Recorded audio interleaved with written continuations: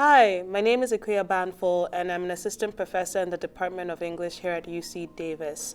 My research focuses on questions of climate, culture, and empire through the study of African and African diasporic literatures and the environment, as well as using the visual arts. My name is Alicia Rusoja, and I'm an assistant professor in the School of Education here at the University of California, Davis. I'm a Latina immigrant, and I study the literacy and the teaching and learning practices of Latinx, Latina, Latino, Latine immigrants. My name is Ariel Mosley, and I'm an experimental social psychologist and an incoming professor in the psychology department. My lab explores social inequality, but more specifically, we study acts of outgroup cultural use, also known as cultural appropriation, and the effects it can have on society and intergroup relations. So my name is Chris Hanssmann. I'm an assistant professor of gender, sexuality, and women's studies at UC Davis. My primary research fields are in feminist and trans studies, science and technology studies, or STS, and the social sciences of medicine, health, and illness. Hi, my name is Veronica Lerma, and I'm an assistant professor in the Department of Sociology here at UC Davis.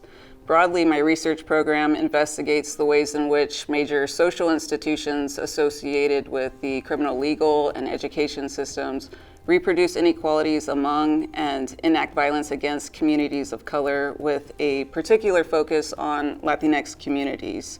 A central question that my work is concerned with is how and under what conditions do some groups of people come to be defined as criminals? I'm really interested in the ways that people organize for their rights, so I study the literacy, the teaching, and the learning practices of Latinx immigrants in the process of organizing for their rights. So the ways in which they teach each other and learn from each other across generations, about how to defend each other, how to protect each other, how to work with other minoritized, oppressed, marginalized peoples, to make the world better for themselves and for others. I'm also really interested in the ways that the university and research itself can be a tool to resist oppression. So research itself as a tool for justice. I'm currently at work on two research projects. The first was born of my dissertation, which was titled The Hostile Tropics Towards a Postcolonial Discourse of Climate. And this project argues that the term climate has ecological and meteorological meanings, but it also has cultural meanings that are forged in the context of European empires. So it's a comparative and interdisciplinary project that goes through history and literatures in English, French, Spanish, and Portuguese. My primary research really focuses on the relationship between biomedicine and social movements and how they mutually shape each other.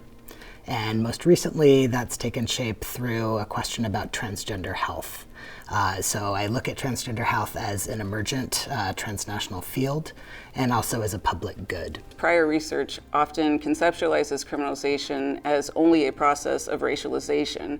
And my work builds off of this prior research to consider not just race, but also its intersections with gender, sexuality, age, geographic location, and legal status. And I developed an analytical framework that I call intersectional criminalization to capture this process, as well as to underscore the ways in which criminalization is embodied in larger systems of domination.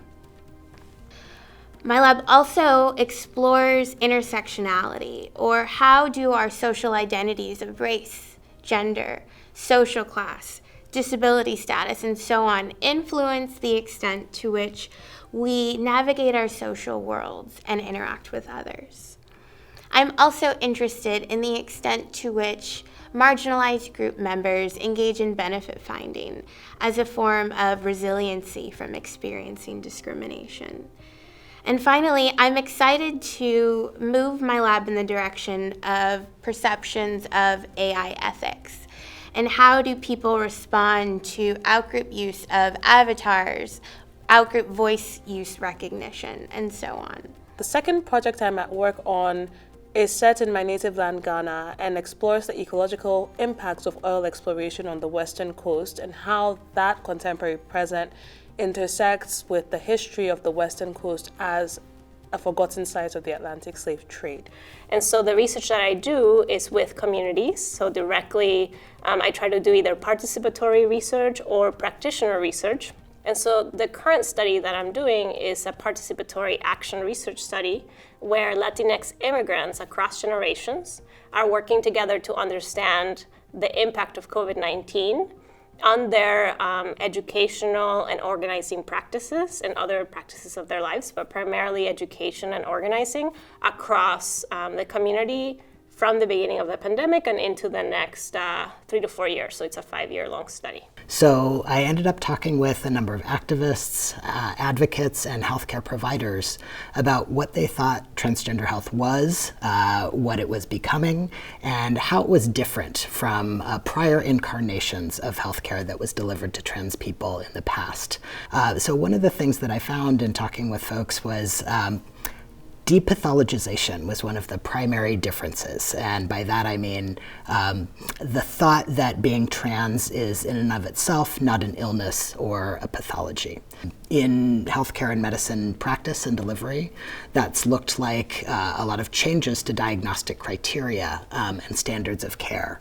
And that has come through a protracted struggle with social movements that really brought lived experiences and perspectives from trans people to the people who are delivering trans care.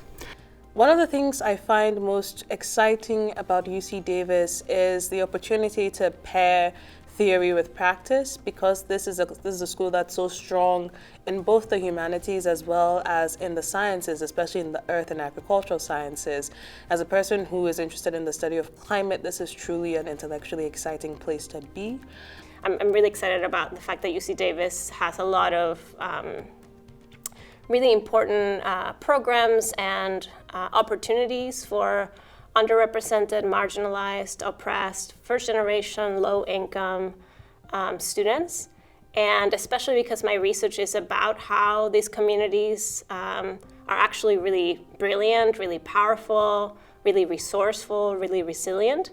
I'm really interested to be able to work with those students, with communities that have been marginalized in society. So I'm working with a couple of different collaboratives who are interested in bringing perspectives from humanities, from the social sciences, and also from communities to think about how to engage biomedicine and STEM work. Being a researcher at UC Davis allows me to continue working on the communities that I study. I'm also a Central Valley native, and so staying close to the Central Valley was always really important to me. Being a CAMPSSAH scholar in particular allows me or affords me opportunities and resources as a multiply marginalized scholar that I might not otherwise have. And I'm just looking forward to building community with the rest of the CAMPSSAH scholars. And so I feel very fortunate to be a CAMPSSAH scholar because I'm just so surrounded by fellow scholars who are doing really important equity-based work. As a first-generation college student, this program provides me with the encouragement and the confidence to begin my career in a successful way. It also provides the resources to learn what this campus offers. And also, it allows me to meet and interact and collaborate with the other scholars whose research interests are very similar to mine. And so I just appreciate this organization, CAMPSSAH, for what they do for new faculty.